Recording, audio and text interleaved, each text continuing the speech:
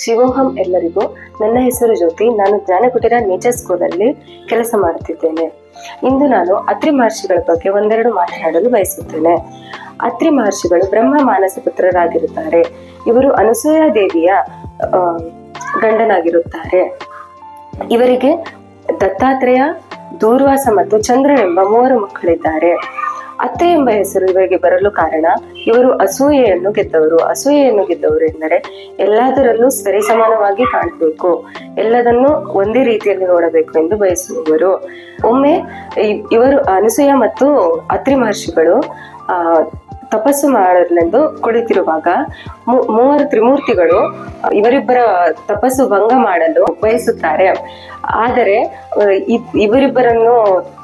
ಇವರಿಬ್ಬರ ತಪಸ್ಸು ಭಂಗ ಮಾಡಲು ತ್ರಿಮೂರ್ತಿಗಳಲ್ಲಿ ಸಾಧ್ಯವಾಗಲಿಲ್ಲ. ತ್ರಿಮೂರ್ತಿಗಳು ಅದಕ್ಕಾಗಿ ನಾರದರನ್ನು ಕಳುಹಿಸುತ್ತಾರೆ. ನಾರದರು ಅವರಿಗೊಂದು ಸವಾಲನ್ನು ಒಡ್ಡುತ್ತಾರೆ. ಅದಕ್ಕೆ ಅನಸೂಯ ಮತ್ತು ಅತ್ರಿ ಮಹರ್ಷಿಗಳು ಒಪ್ಪುತ್ತಾರೆ. ನಾರದ ಮಹರ್ಷಿಗಳು ಒಂದು ಕಬ್ಬಿಣದ ಕಡಲೆಯನ್ನು ಅನಸೂಯಳ ಕೈಗಿತ್ತು ಇದನ್ನು ಬೇಯಿಸು ಎಂದು ಹೇಳುತ್ತಾರೆ. ಅನಸೂಯ ತನ್ನ ಮಂತ್ರಶಕ್ತಿಯಿಂದ, ತನ್ನ ಜಪಶಕ್ತಿಯಿಂದ ಅದನ್ನು ತುಂಬಾ ಮೆತ್ತಗೆ ಬೇಯಿಸಿ ನಾರದರಿಗೆ ಕೊಡುತ್ತಾರೆ.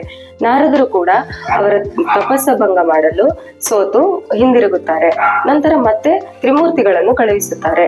ತ್ರಿಮೂರ್ತಿಗಳು ಬಂದು ಕೇಳುತ್ತಾರೆ, ನಿನಗೆ ಏನು ಶಕ್ತಿ ಇದೆಯೋ ಅದನ್ನು ಉಪಯೋಗಿಸಿ ನಮ್ಮನ್ನು ಸಂತೃಪ್ತಿಗೊಳಿಸು ಎಂದು ಕೇಳುತ್ತಾರೆ.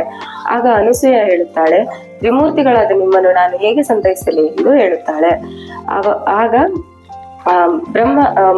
ಬ್ರಹ್ಮರು ಹೇಳುತ್ತಾರೆ, ನೀನು ಕಬ್ಬಿಣದ ಕಡಲೆಯನ್ನು ಮೆತ್ತಗೆ ಬೇಯಿಸಿದವಳು, ನಿನಗೆ ಗೊತ್ತಿಲ್ಲವೇ ಎಂದು ಕೇಳಿದಾಗ ಅನಸೂಯ ತನ್ನ ಮಂತ್ರಶಕ್ತಿಯಿಂದ 3 ಚಿಕ್ಕ ಮಕ್ಕಳನ್ನಾಗಿ ಮಾಡುತ್ತಾಳೆ.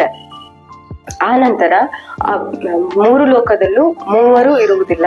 ನಂತರ ಅವರ ಪತ್ನಿಯರು ಬಂದು ಅನಸೂಯಳನ್ನು ಬೇಡಿಕೊಳ್ಳುತ್ತಾರೆ, ನಮ್ಮ ಪತಿಯರನ್ನು ಹಿಂದಿರುಗಿಸು, ಲೋಕವೆಲ್ಲ ಖಾಲಿಯಾಗಿದೆ ಎಂದು ಹೇಳುತ್ತಾರೆ. ನಂತರ ಅವಳು ತನ್ನ ಮಂತ್ರಶಕ್ತಿಯಿಂದ ಮತ್ತೆ ಅವರನ್ನು ಬ್ರಹ್ಮ, ವಿಷ್ಣು, ಮಹೇಶ್ವರರನ್ನಾಗಿ ಮಾಡುತ್ತಾಳೆ. ಇದಕ್ಕೆ ಅವರು ಸಂತೃಪ್ತಿಗೊಂಡು ನಿನಗೆ ಏನು ಬರಬೇಕು ಎಂದು ಕೇಳುತ್ತಾರೆ. ಅದಕ್ಕೆ ಅವಳು, ನನಗೆ ಒಂದು ಪುತ್ರ ಪ್ರಾಪ್ತಿ ಮಾಡಿ ಎಂದು ಕೇಳುತ್ತಾಳೆ. ಆ ಪುತ್ರನು ಲೋಕದಲ್ಲಿ ಸರ್ವಗುಣ ಸಂಪನ್ನನಾಗಿರಬೇಕು ಎಂದು ಹೇಳ್ತಾಳೆ.